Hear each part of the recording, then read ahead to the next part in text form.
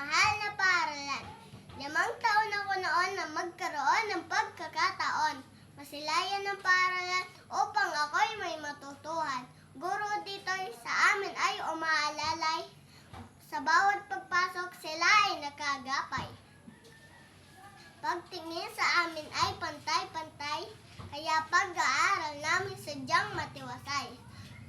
Doktor sa klinika ay laging handa, tingnan ang kalusugan naming mga bata. Silid-aklata na puno ng aklat at kay ganda. Librarian na mabait, dito makikita. Mga silid-aralan ay malinis at maayos, kaya naman kami nakapag-aaral ng lubos. Hiling lamang namin, pandemya ay matapos, upang masilayan paaralan ng taos.